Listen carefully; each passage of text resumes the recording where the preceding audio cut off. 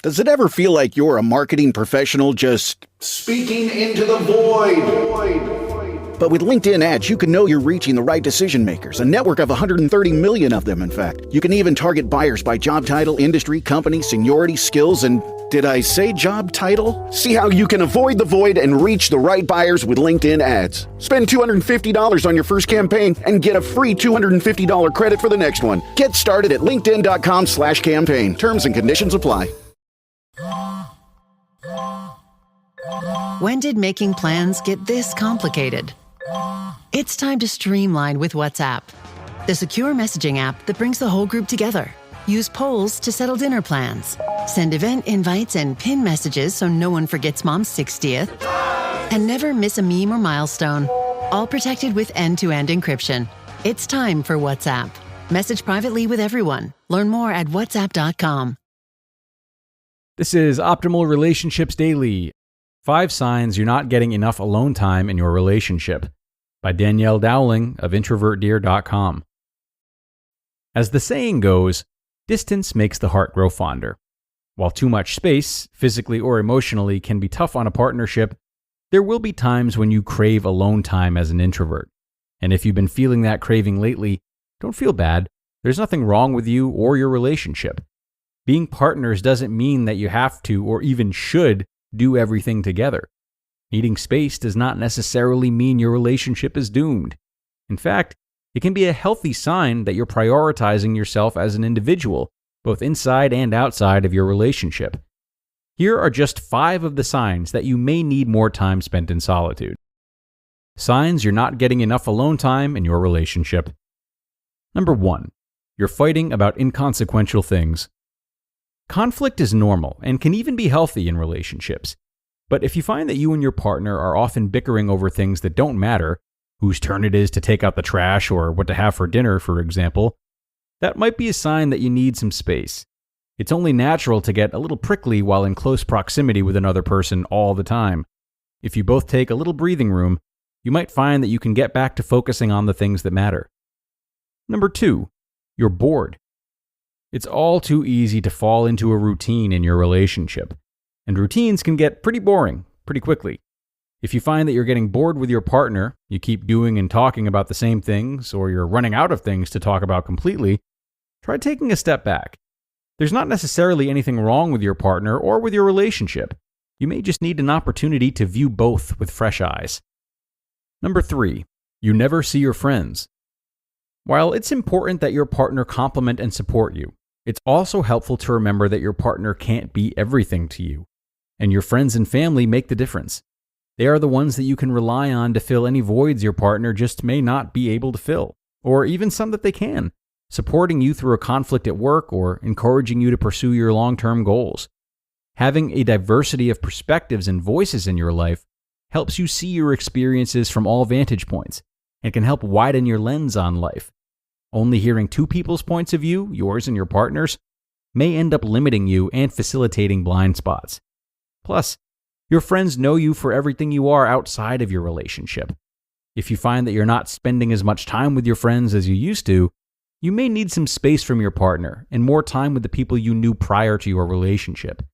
Your partner may find relief in not being the sole source of support in your life too. Number 4, you're avoiding the things that you like to do. When's the last time you went to yoga class, or read a book, or took out your camera? These are just examples, of course. Whatever your thing is that you love to do, and loved to do even before you were in a relationship, when is the last time you took time for that?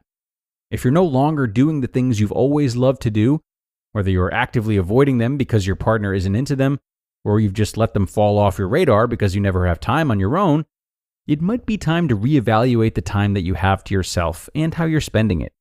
Don't let what you love to do slip because of time spent with someone who you love. Number 5, you don't feel like yourself. This last point is probably the most important sign that you need some space. If you no longer feel like yourself, but rather like one half of a partnership, then you likely need some time alone. While connectedness, compromise, and commitment are crucial to any relationship, it's never healthy to lose sight of who you are outside of it. If you don't feel like yourself anymore, then consider how you can take the space to reconnect to you and allow that person to show up as their whole self in your relationship. Sound like you? Time to communicate about it. It's healthy to spend time alone, especially if you're an introvert, whether you're self-reflecting or simply taking part in a favorite solo activity. While it can be scary to feel like you need and want time away from your partner, it's important to communicate what you need when you know you need it. Remember that spending time in solitude is not self-indulgent. When you notice the signs that you need space, talk to your partner and work together to schedule connected time together and specific times apart. In fact, telling your partner that you need time alone can be a healthy step for your relationship. And it doesn't have to be hard either. It can be as simple as saying, "I love spending time with you, but I don't feel I've been spending enough time with myself lately. Would you mind if we scheduled some solo time this week? I may take that writing class at the local community college. What would you like to do?" So long as your partner still feels connected to you and like part of the conversation, they'll likely appreciate the opportunity for a little alone time too. Needing space doesn't necessarily mean you don't love your partner. It just means that you also love yourself enough to create a healthy balance of time spent together and apart. Distance actually can make both you and your partner's hearts grow fonder when that space is created with intention and communication. You just listened to the post titled, 5 Signs You're Not Getting Enough Alone Time in Your Relationship by Danielle Dowling of introvertdear.com. This episode is brought to you by State Farm. Insurance may all seem the same on the surface, but having insurance isn't the same as having State Farm. It's like getting a speech from your third cousin's +1 at your wedding when you needed a speech from your best man. You wouldn't settle for just any speech, so don't settle for just any insurance. When it comes to getting the help you need, State Farm is the real deal. Like a good neighbor, State Farm is there. Learning through play starts with Lego Duplo. With Lego Duplo, toddlers can develop real-life skills while having fun with colorful bricks made just for them. Large, easy to grip, and safe to explore. When children express themselves with Lego Duplo, they build patience, problem-solving, and empathy. See your child learn perseverance and self-expression with everything they imagine and create. Visit lego.com/preschool to learn more. And a really great post from Danielle. I like this one a lot. I do think it's important to be careful of how we use this content, though. And what I mean is this. While these 5 signs all make sense to me they're best considered as possibilities that we're not getting enough alone time. There could, however, be underlying causes that we don't want to discredit or shy away from exploring. And being that this is written for Introvert Dear, it's especially important to remember for visitors of that site or anyone who feels as though they're an introvert. And this is because as introverts, we often look to alone time as our main source of healing, what we feel is most nourishing. But it's not the answer to everything, even though our minds may constantly resort to it or look for ways to reinforce it. In some ways, excessive alone time can be a matter of avoidance.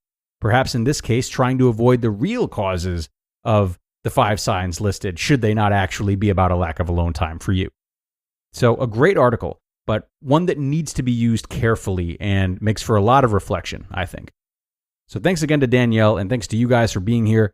I appreciate it as always.